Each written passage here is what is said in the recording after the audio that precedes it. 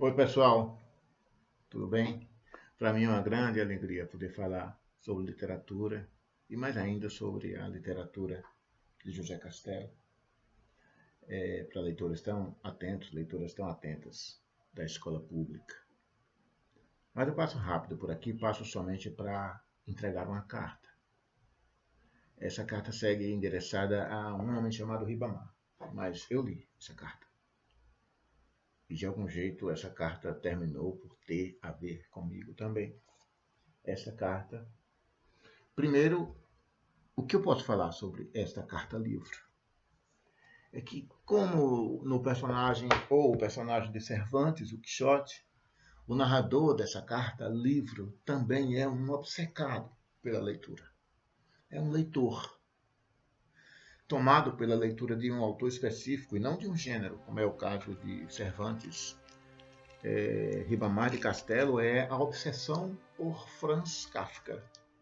Além disso, o livro tem seu próprio leitmotiv, podemos dizer assim, que é uma terrível canção de ninar, ou seja, é também uma leitura de partida, de partição e de partitura ao mesmo tempo. E essas epifanias do narrador, que é também escritor de romances, como Kafka e como Castelo, mas não é Castelo, entenda-se, começam a partir do olhar, de olhar para uma fotografia.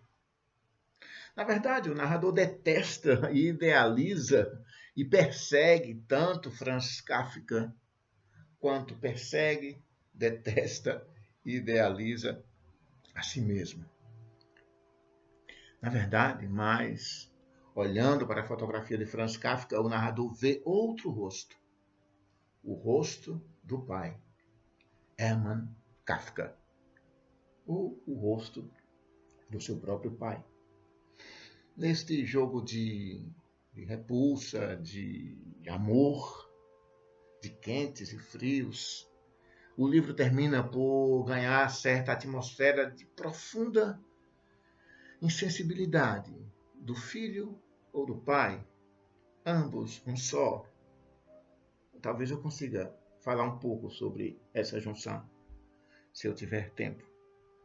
Bom, na primeira página e meia do começo de Ribamar, essa carta-livro, Castelo destrói quaisquer relações fáceis dos críticos mais tagarelas quanto às relações dos pais e dos filhos. Essas relações também são muito fortes e se fala delas muito também na obra de Franz Kafka.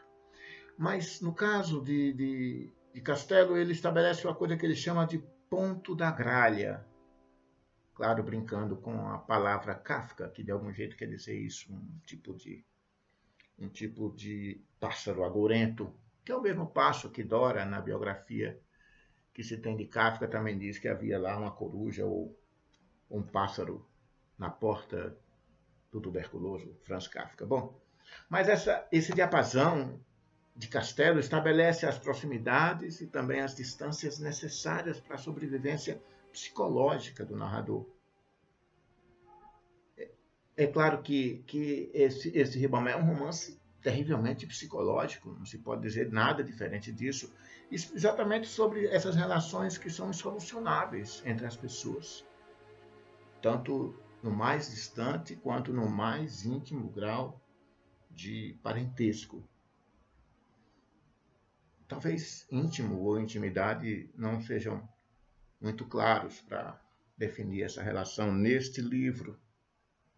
Não sei, talvez a pior vertigem mesmo seja descobrirmos que em algumas relações onde deveria haver intimidade, já não há ou nunca houve. Assim como a fotografia, essa provoca epifanias no narrador, para mim, quando eu li essa carta, Ribamar, uma imagem me veio à memória. Talvez eu não tenha falado isso para Castelo. Não, nunca falei isso para Castelo. A imagem não foi mesmo da fotografia, nem foi mesmo aquela imagem de Terêncio, aquele cara que se punha a si mesmo na história, que também faz parte um pouco da carta romance Ribamar.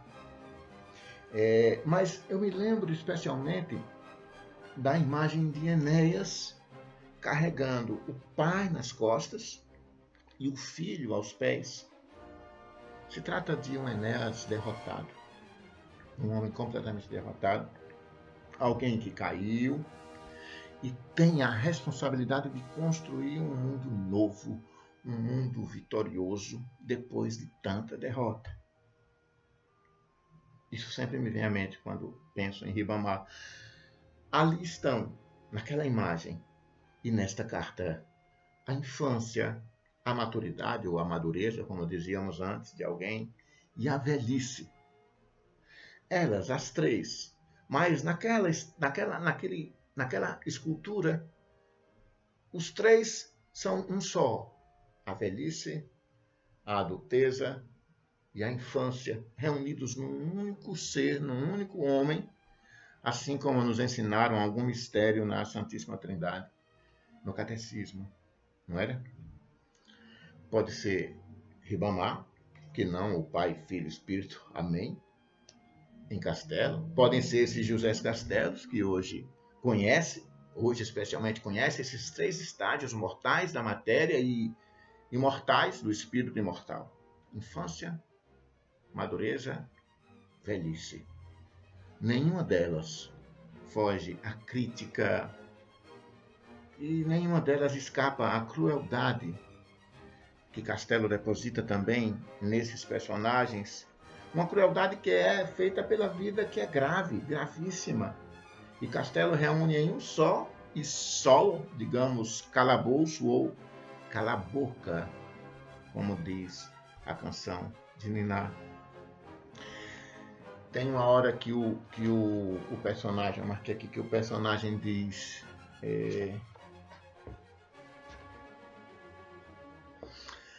De nada adianta entender isso agora.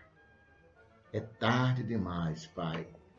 Precisamos aceitar o que passou, diz o filho. Olha que grave. Porque não é isso mesmo que a gente deveria entender da vida desde sempre? Aceitar o que passou? Por essa razão, os consultórios de psicanálise estão cheios. Mas vocês notam a dureza disso? Contudo, se fala de alguma forma nesse tipo de tragicidade, o romance Ribamar é também um romance que fala da esperança. E é luminoso por isso. A esperança de sermos um outro, ou sermos outros, um livro outro, ou alguma hora. O narrador fala dessa esperança em algum momento mais ao final do livro. A ideia, a imagem de Enéas que eu trouxe para vocês agora é também, bom, retirando certa patriotada que há, as coisas de Roma, etc.